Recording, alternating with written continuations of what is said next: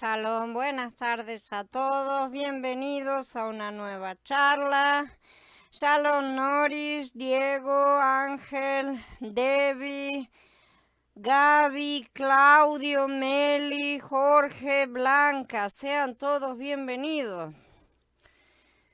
Vamos a seguir hablando de los pilares del engaño y vamos a comenzar con el pecado imperdonable.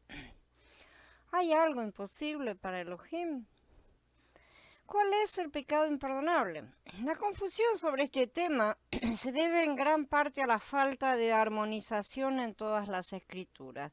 Los hombres son tan propensos a aceptar ciegamente cualquier cosa que sus versiones bíblicas les digan, muchos inclusive llegando a creer que los originales de las escrituras fueron escritos en sus propios idiomas y que no existen las traducciones, que los profetas y Yeshua, los apóstoles, todos ellos leyeron las mismas palabras que cada uno lee en su idioma actual. Y en esta ignorancia y con alguna ayudita de todo el condicionamiento y manipulación bajo el cual han sido educados, de que todo lo que los sabios dicen está bien y debe ser considerado palabra santa o por lo menos palabra oficial, que no perciben que muchas otras declaraciones claras de la palabra de Elohim afirman exactamente lo contrario de lo que estos sabios dicen.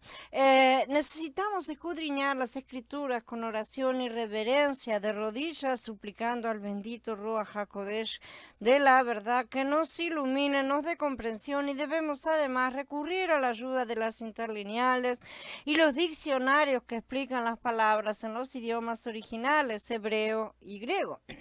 Con la ayuda de la unción necesitamos eliminar los errores y las imaginaciones vacías de los hombres, y por su gracia lo estamos haciendo de la mano de Ruach HaKodesh. Los hombres son irresponsables, especialmente los predicadores. En total, muy pocos saben estudiar. De los pocos que saben cómo hacerlos, ni uno entre 1000 se toma la molestia de excavar hasta el fondo y considerar todos los hechos. Eso es un trabajo duro. Requiere esfuerzo. También requiere una completa entrega a Elohim para llegar al lugar donde el Adón abrirá la mente para comprender la verdad real. El costo es demasiado alto para todos, excepto para un remanente muy pequeño y discreto. Por eso los remanentes son siempre reducidos y por eso las masas revolotean de aquí para allá sin tomarse nunca la molestia de rascar debajo de la superficie, sin saber ni lo que dicen ni lo que afirman.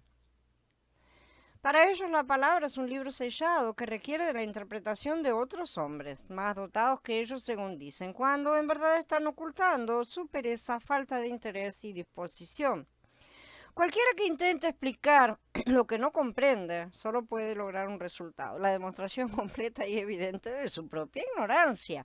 No sé nada yo acerca de física cuántica. El alcance de mi conocimiento al respecto es casi nulo, por lo que puedo afirmar que soy tremendamente ignorante en lo que respecta a esta ciencia. Pero ahora vamos a suponer que se me ocurriera escribir un libro sobre física cuántica. Este libro, si alguna vez se termina, sería un cuento fantástico, por lo menos. Si tuviera suficiente habilidad natural, podría ser que el libro fuera interesante por el hecho mismo de que sería lo suficientemente ridículo como para ser entretenido, pero probablemente irritaría a muchos expertos. Hoy en día, hombres y mujeres que desconocen más la verdad de Elohim que yo la física cuántica, escriben libros, predican sermones, enseñan a eruditos, editan artículos sobre temas religiosos que son más engañosos, peligrosos y poco fiables de lo que sería mi libro sobre física cuántica. Pero la característica horrible es que si bien nadie pensaría en escuchar mis delirios físicos, sin embargo toda la congregación creyente se ha vuelto loca, se está exaltando en diversos grados en engaños y tergiversaciones, mentiras que tienen una relación directa con su bienestar eterno. Se supone que solo los tontos tienen licencia para permitirse la tontería. Se supone que todos los hombres razonables se suscriben únicamente a creencias sólidas, cuerdas y sensatas. Por lo tanto, cuando podemos mostrar a los hombres razonables que han sido engañados y llevados a la ignorancia y a creencias tontas, aunque tal vez sea un duro golpe para su vanidad, el único curso razonable es que abandonen inmediatamente su locura y asciendan a un terreno más elevado, o sea, admitir el error. continuar engañándose, suicidio mental y espiritual. Y todos, cada uno de nosotros, hemos sido víctimas y también cómplices de estas cosas. Pero por su gracia hemos tenido los ojos abiertos y aún lo están siendo y lo serán más todavía a tantas cosas que revela en su purificación. Entre todas las doctrinas infernales con las cuales los hombres han pretendido rebajar al Elohim del amor y la justicia perfecta a su propio nivel de injusticia y falta de perdón, de las cuales ya hemos estudiado unas cuantas, vamos a ocuparnos hoy de este tema del pecado imperdonable. Con demasiada frecuencia los evangelistas y predicadores usan este término para intimidar a las personas y crear temor, para variar, mientras predican. Muchos se torturan a sí mismos con dudas y ansiedades sobre si pueden o no haber cometido este pecado. Abramos las escrituras en Matías. Aquí encontramos que Yeshua estaba enseñando a la gente un día, ¿sí? Entre la multitud que lo rodeaba estaban muchos de los principales teólogos y maestros de la denominación farisea. Justo en ese momento le llevaron a un pobre endemoniado. Entonces les trajeron un endemoniado ciego y mudo y lo sanó, de manera que el mudo hablaba y veía. Con una palabra de poder, sin encantamiento, sin repetir 100 veces la misma orden, sin ninguno de los métodos exorcistas de esa época ni del actual tampoco, el hombre fue instantánea y perfectamente curado ahí delante de todo el mundo. Cuando las multitudes vieron este milagro, se asombraron y exclamaron: ¿no será este el hijo de David? ¿No será este la simiente prometida de David, el Mashiach que hemos estado esperando? Habían estado observándolo, escuchándolo y contemplando las maravillas que él obró, y por fin, en presencia de este maravilloso milagro, obrado con absoluta autoridad, simplemente con la pronunciación de una palabra, se preguntaron con comprensión y alegría si esa no era la prueba de que Yeshua era el Mashiach. No eran ciegos, no eran tontos, vieron y razonaron correctamente. Cuando los fariseos oyeron esto, se llenaron de celos y rabia. Aquí hubo un milagro manifiesto de innegable asombro y poder, y la gente común rápidamente extrajo la inferencia adecuada de él y llegó a la conclusión de que Yeshua era en verdad el Mashiach, el hijo de David, el hijo del Elohim viviente. La profecía mesiánica de Yeshaya se estaba cumpliendo en su forma física, que era la sombra de lo que en verdad ocurría a nivel espiritual. Entonces se abrirán los ojos de los ciegos y los oídos de los sordos se destaparán. Entonces el cojo saltará como un venado y la lengua del mudo cantará fuerte, porque aguas brotarán en el desierto y torrentes en la región desértica, dice Yeshaya en el capítulo 35. Los ciegos vieron, los sordos escucharon, los mudos hablaron, los paralíticos caminaron, porque Yeshua, el agua viva, abrió caminos en los corazones endurecidos del desierto de los hombres, preparándolos para que pudieran poco tiempo después recibir al Ruach HaKodesh. Pero era un temor perpetuo entre los fariseos y los gobernantes, no solo los de esa época, sino todos los malos dirigentes, tanto gubernamentales como religiosos de todas las épocas, todos los malos reyes, malos sacerdotes que hicieron lo malo delante de los ojos del Adón, que pudieran perder el control sobre la gente, y estaban dispuestos a hacer cualquier cosa para evitar que la población siguiera a Yeshua. Estaban orgullosos de la reputación que tenían entre la gente, que alimentó su orgullo, sostuvo su poder y llenó sus bolsillos, no muy diferente a los sistemas religiosos de hoy. Vieron muy claramente que si la popularidad y el poder de Yeshua continuaban aumentando, su poder desaparecería por completo. Ellos no estaban interesados en un Mesías que no viniera a respaldar su establishment. Los fariseos pensaban así de Mashiach. Entonces, los principales sacerdotes y los fariseos reunieron al Sanedrín y decían: ¿qué hacemos? Pues este hombre hace muchos milagros. Si lo dejamos seguir así, todos creerán en él, y vendrán los romanos y destruirán nuestro lugar y nuestra nación. Entonces, uno de ellos, Cafayá, que era sumo sacerdote en ese año, este es Caifás, les dijo: ustedes no saben nada, ni consideran que les conviene que un solo hombre muera por el pueblo y no que perezca toda la nación. Esto está en el capítulo 11. Entonces sí, estuvieron dispuestos a hacer cualquier cosa para destruirlo. En este caso del ciego y mudo del que nos ocupamos, era necesario que los fariseos se ocuparan con urgencia de la maravilla que se había producido. Cualquiera que sea la forma que eligieran, era necesario sí o sí que reconocieran que había un poder sobrehumano, porque no podían negarlo. Sí, la gente estaba completamente persuadida de lo que habían visto, sabían lo que había sucedido, ningún hombre iba a poder negarlo. Así que los fariseos proclamaron a la gente. Pero al oírlo, los fariseos dijeron: este no echa fuera demonios, sino por Baal-Zebub, el príncipe de los demonios. Tan terrible fue lo que dijeron los gobernantes que Yahshua, en primer lugar, refutó con argumentos lo que ellos dijeron. El registro dice: pero como Yahshua conocía sus pensamientos, les dijo: todo reino dividido contra sí mismo está arruinado. Ninguna ciudad o casa dividida contra sí misma permanecerá. Si el Satán echa fuera al Satán, contra sí mismo está dividido. ¿Cómo entonces permanecerá en pie su reino? Si yo echo fuera los demonios por Baal-Zebub, ¿por quién lo echan fuera los hijos de ustedes? Por lo tanto, ellos serán sus jueces. Llegamos ahora a esas asombrosas palabras con las que cierra el párrafo. Yahshua dirige estas palabras a los líderes religiosos santurrones de la nación judía, a esos hombres que estaban dispuestos a transgredir la Torá y matar solo para mantener su propia posición. Por la solemnidad que implican, son insuperables en los registros de las cosas que dijo Yahshua. Realmente estas palabras son terribles, temblamos al leerlas. Palabras tan solemnes como estas exigen una cuidadosa atención por dos razones. Primero, para que no podamos poner un énfasis falso en ellas.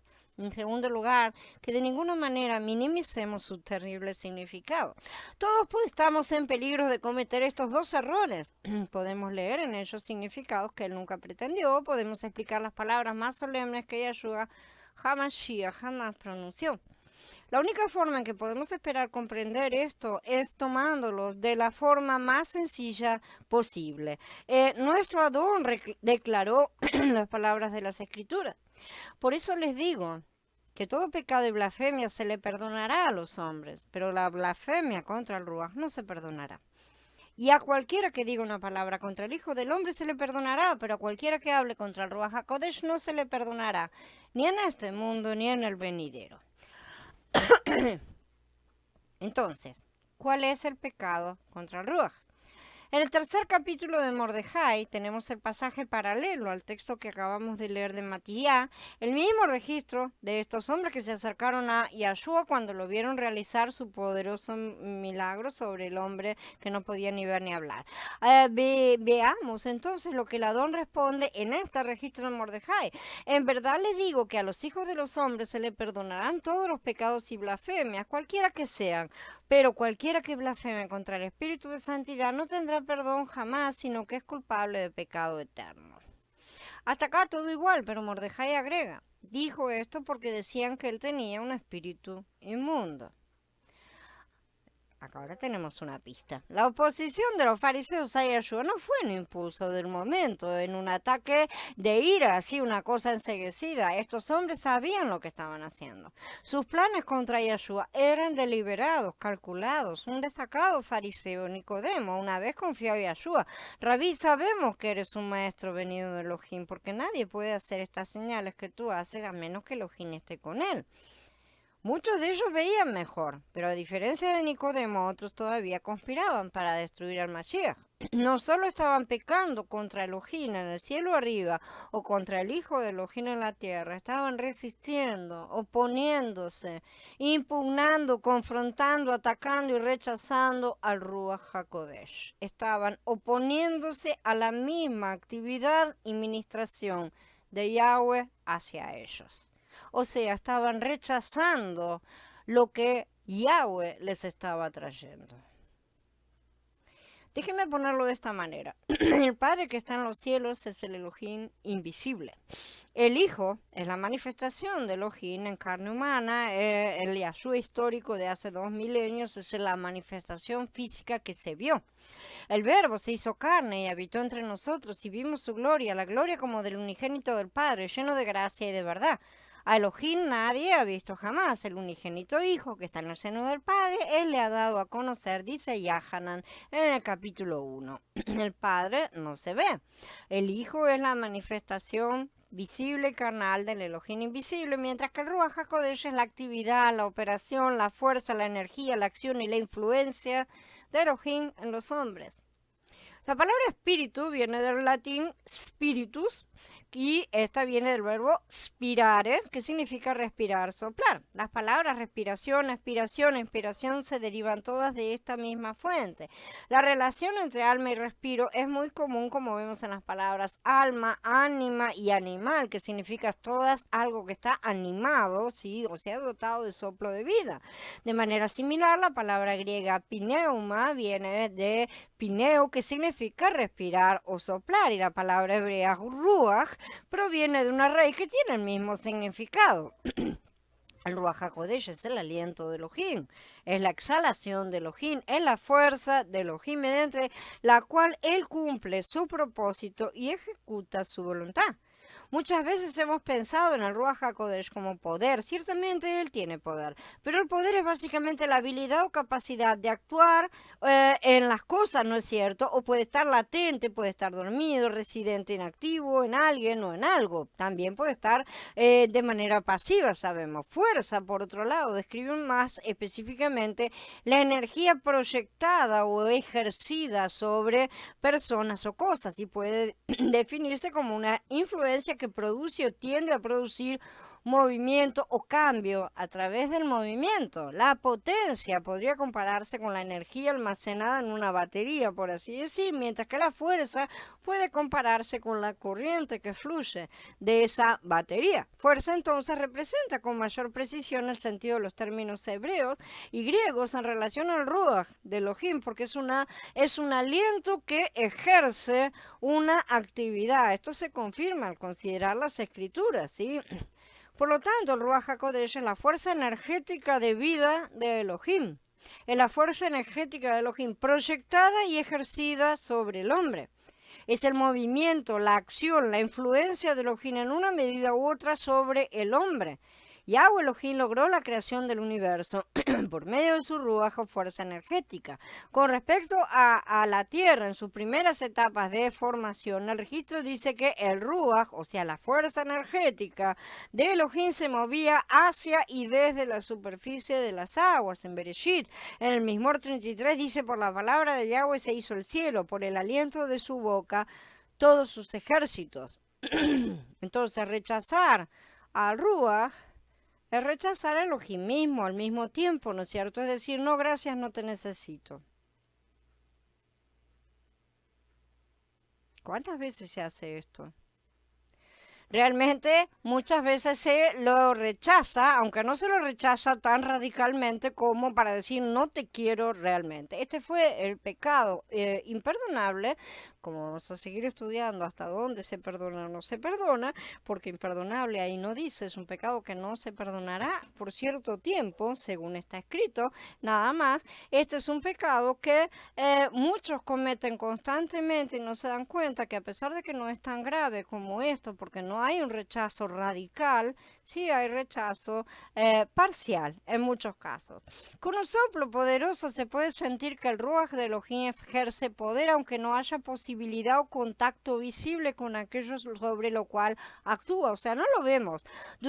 Donde un artesano humano usaría la fuerza de los dedos, de las manos para producir cosas, Elohim usa sus ruach. Él moldea a través del ruaj, ¿sí? Por lo tanto, también se habla de ese ruaj como mano o dedos de Elohim. Y Yahshua les dijo a los fariseos, si yo echo fuera a los demonios por el ruaj de Elohim, entonces el reino de Elohim ha venido a ustedes. Pero Lucas, al registrar este mismo evento, lo expresa así, pero si es por el dedo de Elohim que yo expulso a los demonios, ciertamente han llegado ustedes al reino de Yahweh. El Ruach HaKodesh es la obra, es la actividad de Elohim para con nosotros. Miremos eso por un momento. Los gobernantes religiosos no estaban en peligro de cometer el pecado imperdonable porque dijeron que Yahshua realizó milagros por el poder de Hasatán. Vean bien, porque no fue esa una blasfemia. No dijeron, ay, lo maltrataron por eso. Esa no es la condena. Dice que todas las blasfemias serán perdonadas a los hombres. Y eso en última instancia lo dijeron en contra de Yahshua. Y dice que las cosas que sean contra el Hijo también serán perdonadas. Entonces, aunque ayer hayamos cometido un terrible pecado, si hoy vamos a Mashiach, Él nos perdonará y aceptará. Su misericordia es mayor que los cielos, dice el mismo 108. Entonces, ¿cuál fue el problema? Ellos no estaban rechazando al Hijo. Estaban rechazando la acción de Elohim mismo al rechazar la acción del Ruach. Lo que ellos estaban rechazando era la venida del reino. Ellos estaban tratando de impedir el mover de la voluntad de Elohim. Expresaban una actitud de incredulidad que era un rechazo persistente y calculado de la actividad de Elohim hacia ellos. Ellos no lo hicieron en ignorancia. Ellos sabían muy bien que Yeshua estaba haciendo verdaderos milagros y sabían también que la acusación que levantaban era falsa. De manera que estaban resistiendo al Ruach HaKodesh, luchando contra la influencia de Elohim que actuaba en sus mentes y corazones. Más tarde, Esteban fue llevado ante ese mismo grupo y él les dijo lo mismo que el Adón les había dicho: testarudos, incircuncisos de corazón y de oídos. Ustedes siempre resisten al Espíritu de Santidad, como hicieron sus padres, así hacen ustedes. Esto está en Hechos, en el capítulo 7. Estaban haciendo lo mismo que habían hecho sus padres. En los días de Mashiach, ellos estaban resistiendo al Ruach HaKodesh y la misma condición existe hoy. Todavía están resistiendo al Ruach HaKodesh y no aceptan los cambios que él pretende establecer.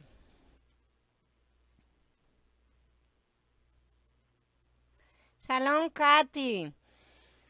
Pero los suyos no lo recibieron.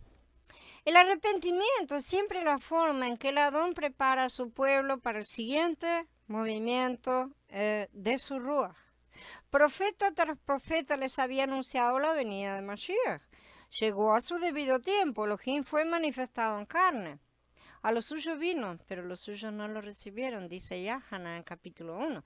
Él vino a los suyos, a ese pueblo a quien durante más de 2000 años había estado preparando para recibirlo, pero ellos no lo recibieron, porque la cúpula, tanto saducea como farisea, trabajó de forma de apartar al pueblo de él. Ellos lo odiaron porque les testificó que sus obras eran malas. Blasfemaron contra el Ruach de Elohim, acusando al Hijo de Elohim de derivar su poder del príncipe de los demonios. Se reunieron en consejo para matar al santo y al justo. Dieron falso testimonio contra él para darle muerte. Se convirtieron en sus traidores y asesinos. Ellos clamaron que fuera clavado en el madero, gritando, y por sus manos inicuas realmente y todas sus acciones, él fue muerto, no por las manos de los romanos. Y cuando la paciencia todavía persistente de Elohim les hizo sentir una oportunidad más de arrepentimiento, y el Salvador resucitado le dijo a sus apóstoles que la remisión de los pecados por medio de su nombre se predicaría en todas las naciones, comenzando por Jerusalén, donde el Ruach HaKodesh en Kefa y en Esteban suplicó todavía a Judá que se arrepintiera y se convirtiera. Ellos llenaron las medidas de sus iniquidades a rechazar esta última oferta de misericordia. Mataron a Esteban, persiguieron a la congregación. Bien, entonces, que el rechazo tiene que ser completo para que sea grave el asunto.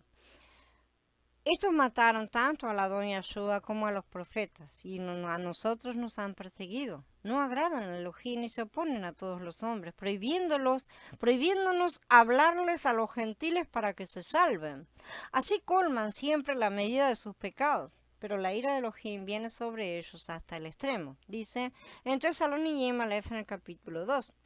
Estas no son las palabras de un cristianismo resentido antisemita que acusa a los judíos de matar a Yeshua. ¿Sí? Shaul dijo esto. Shaul lo dijo y él mismo nunca negó ser judío, es decir, de la provincia romana de Judea. Debido a que rechazaron la operación de Elohim por su Ruach a favor de ellos, Yeshua dijo a los principales sacerdotes, ancianos y fariseos que no se arrepintieron. Por lo tanto, les digo que el reino de Elohim será quitado de ustedes y dado a una nación que engendra sus frutos. En el gran y eterno orden de Elohim hay un tiempo designado para la preparación de un individuo, una ciudad, un pueblo, una nación, para escuchar la palabra del Adón y responder a la actividad del Ruach HaKodesh para iluminar la mente y el corazón y ponerlos en relación consigo mismo. En el tiempo de Mashiach, Jerusalén era la sede de la nación más favorecida de Elohim. La casa de Judá era el centro de gobierno y liderazgo religioso de ese día y el centro de la instrucción religiosa. Todos los días de reposo se leían al pueblo Moshe y los profetas, incluida la promesa de la venida del Mashiach, el establecimiento del reino de Elohim, y se confiaba en su cumplimiento.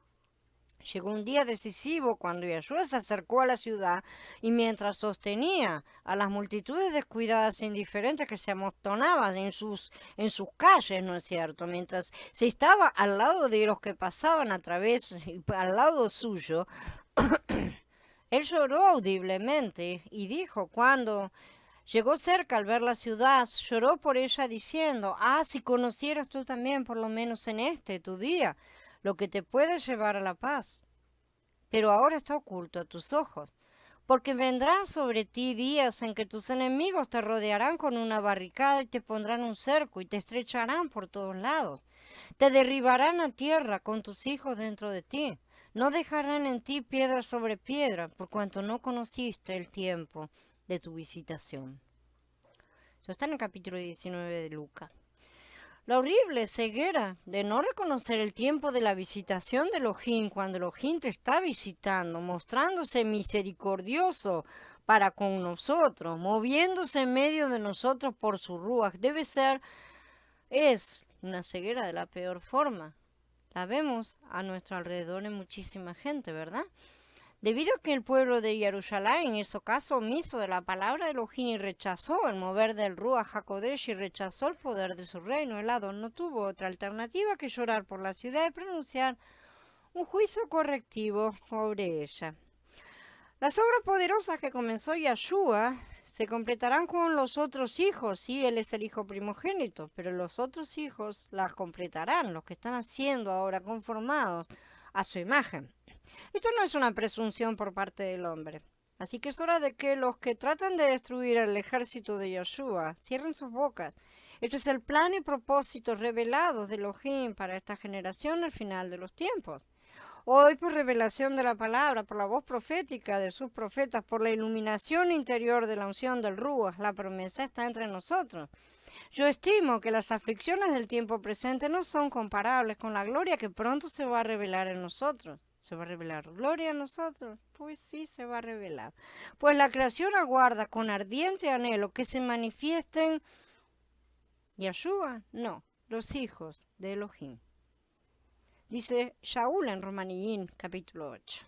Nunca leamos ni escuchemos estas verdades y las dejemos a un lado a la ligera, sino que oremos fervientemente para que se iluminen los ojos de nuestro entendimiento, para que sepamos cuál es la esperanza de nuestro llamamiento y cuál es la riqueza de la gloria de la herencia en los santos, ¿sí? Y cuál es la inmensa grandeza de su poder para con nosotros los que creemos, según la obra de su gran poder que Él ha obrado en Yeshua HaMashiach cuando lo resucitó de entre los muertos y lo puso a su diestra en los lugares celestiales.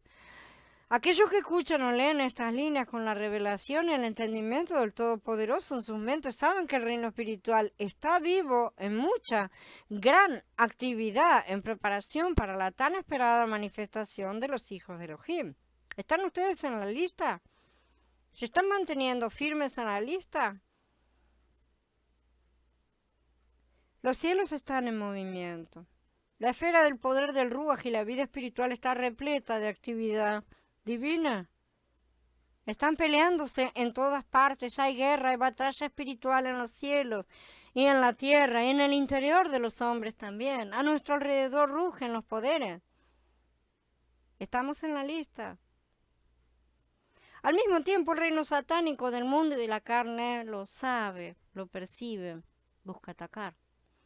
Desde los días de Yahanan, el inmersor, hasta ahora, el reino de los cielos sufre violencia y los violentos lo arrebatan, dijo nuestro Adón. Elohim se está moviendo aún entre sus escogidos, buscando un pueblo que lo siga para conocerlo en toda su gloriosa y eterna realidad. Y no será de la forma en que la mayoría cree, supliendo sus insistentes minucias, resolviendo sus problemas menores. escuchando sus pavadas. El reino es una cosa mucho más grande. Los carnales perciben esta cercanía del reino, buscan estar cerca, pero no quieren perderse nada, ¿sí? Por lo que realmente terminan buscando solamente beneficios. Ellos no buscan al reino, no buscan al rey. Quieren estar seguros de que no van a ser dejados afuera. Ya era así desde la época de Yeshua. Cuando Yahanan vio que muchos de los fariseos y de los saduceos venían a recibir su inmersión, les decía: generación de víboras, ¿quién les enseñó a huir de la ira venidera? Produzcan frutos que demuestren su arrepentimiento y no piensen decir dentro de ustedes: tenemos a Abraham por padre, porque yo les digo que aún de estas piedras puede Yahweh levantarle hijos a Abraham. El hacha ya está puesta a la raíz de los árboles. Todo árbol que no dé buen fruto lo cortan y lo echan al fuego. Muchos hoy están haciendo exactamente lo mismo que estos fariseos y saduceos, yendo a buscar el bautismo de Yahanan porque perciben que hay un mover del Ruach HaKodesh poderoso, que vienen cambios. Buscan Quejilás y Roés y Morés y otras palabras y tratan de aprender todo tipo de rituales judíos, creyendo hoy que con eso serán tomados por los verdaderos creyentes, ¿sí? Como ayer los otros pensaban que su justicia propia les daba el derecho de ser bautizados, como fueron esos fariseos, y más aún de entrar en el reino, de ser inclusive los que saldrían a la puerta a recibir al rey. Pero la carne no puede engañar al Ruach, ni tampoco puede recibirlo ni entrar en el reino siquiera. Y ayer como hoy estos falsos creyentes atacan al reino y a sus ciudadanos. Aquellos mataron al Mashiach y persiguieron a sus seguidores. Hoy sucede lo mismo con los que el Ruach está levantando. Son asediados, son acechados, son perseguidos por los creyentes muertos en la carne. Quienes temen que en la comparación, bueno, ellos van a salir perdiendo y van a ser dejados de lado. La carne no es del todo ciega a las cosas del Ruach. Puede verlas cuando surgen. También puede desear lo que los espirituales tienen. Pero como solo es carne y no está dispuesta a morir, hace lo único que sabe hacer: robar, matar y destruir, produciendo como siempre muerte en lugar de vida. Donde está el cadáver se amontonan los buitres, pero donde está el Ruach de vida se juntan los hijos del reino. Todos los que recibirán su visitación descubrirán una nueva experiencia que tendrá lugar en sus vidas. Una experiencia tan definida y espiritual como la que hayan tenido. Sí, tan definitiva como su conversión y el gozo y la paz que inundó sus corazones cuando sus pecados fueron perdonados. ¿Se acuerdan? Lavados por la fe en la sangre preciosa del Cordero, Redentor de Elohim, y la renovación del Ruach HaKodesh. Esto será mayor, porque el derramamiento que está prometido es mayor. El pecado que ha sido llamado pecado imperdonable es el pecado de blasfemar contra el Ruach HaKodesh, contra la actividad divina, la fuerza y acción de Elohim hacia uno en su día de visitación. Es algo infinitamente más grande que simplemente hablar una palabra contra el Padre en el cielo, contra el Hijo en la tierra, como él mismo dijo. Grandes multitudes blasfeman hoy contra el Elohim del cielo, y la tierra está llena de hombres y mujeres que odian y rechazan al Hijo de Elohim y juran profanamente contra él. No es un pecado de hablar alguna cosa aquí mencionado, sino un pecado de resistirse al Ruach. No existe ningún pecado que la misericordia de Elohim no pueda perdonar, excepto el pecado que no pide perdón. Ese es el pecado que no se puede perdonar. Si no se pide perdón, no hay forma de extender perdón. Para recibir perdón debe haber arrepentimiento, y donde no lo hay no puede extenderse el perdón, porque no será recibido, simplemente será rechazado. Los mismos fariseos a quienes Yeshua advierte acerca de blasfemar contra el Ruach HaKodesh finalmente inventaron cargos en su contra, cocinaron su muerte en el madero por parte de los romanos. ¿Pero fue ese el pecado imperdonable? No, matar a Yeshua no fue el pecado imperdonable, como la iglesia acusó a los judíos desde las edades antiguas. Fue simplemente la acción emergente que manifestó la rebelión interna contra el Ruach de Elohim. Ellos no temieron, como Gamaliel aconsejó, ser encontrados luchando contra Elohim, y la manifestación de su rebelión fue el asesinato de Mashiach. Cuando Yeshua probó la terrible amargura de su angustia en el madero, se le escuchó orar: Padre, perdónalos, porque no saben lo que hacen. Lo escudriñaron, se burlaron de él, lo maldijeron, lo clavaron en el madero, pero el mensaje es claro: cualquiera que diga una palabra contra el Hijo del Hombre le será perdonado. Y los perdonó. Su Padre los perdonó. Por atroz que fuera su crimen de matar a Yahshua, de conspirar contra él, no duden en decirles que esos hombres nunca comparecerán en el juicio por el pecado de clavar en el madero al Adón de la gloria, porque han sido perdonados de ese crimen. Sin embargo, permanecen bajo condena no por eso, sino porque se negaron a recibir al Ruach. En esto recibieron su condena y no han sido perdonados porque jamás se arrepintieron hasta el día de hoy. En breve lo harán. Y vamos a hablar de estas cosas realmente, más a fondo. A quien el Hijo libera es verdaderamente libre. Y lo mismo aplica a nosotros, porque se nos ha dado la misma autoridad. En verdad les digo que todo lo que ustedes aten en la tierra habrá sido atado en el cielo, y todo lo que desaten en la tierra habrá sido desatado en el cielo. Dice Matías en el capítulo 18. Y Yahanan dice, a quienes ustedes les perdonen los pecados, les han sido perdonados, y a quienes se los retengan, les han sido retenidos. De manera que sepan que cuando no perdonan, no solo están manteniendo al culpable bajo condena, sino que ustedes mismos se están atando a esa condena. Ustedes mismos son la cuerda, no están separados de la otra persona. Ese pecador, llegado el juicio, será acusado por el crimen que ustedes no han perdonado, pero a ustedes se les reclamará el hecho de no haber otorgado ese perdón. Porque con el juicio con que ustedes juzguen, lo juzgarán, y con la medida con que midan, los medirán. Hermanos, este es el momento de nuestra visitación. Es hoy, es un hoy permanente que tenemos. No va a ser mañana, no va a ser la semana que viene, no esperen al gran juicio del trono blanco.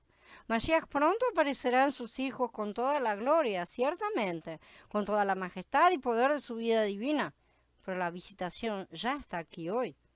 Mi más sincera oración por todos los que leen estas palabras es que todos puedan saber verdadera y plenamente que este es su día. Este es el momento de su visitación. Que corran a llenar sus lámparas y esperen la manifestación del Rey y entiendan que los vencedores son los perdonadores. En cada tiempo de transición entre una era y la otra existe lo que es llamado el tiempo de la visitación. Es una época de balance final, como las empresas realizan a fin de año, igual, para ver cuáles fueron sus ganancias y sus pérdidas. Hemos estudiado estas cosas antes, pero volveremos a repasarlas porque es importante para todos los asuntos. Comprender exactamente qué es ese pecado que no será perdonado y veremos si lo será o no en realidad, porque todavía no hemos terminado acerca de este asunto. Bien.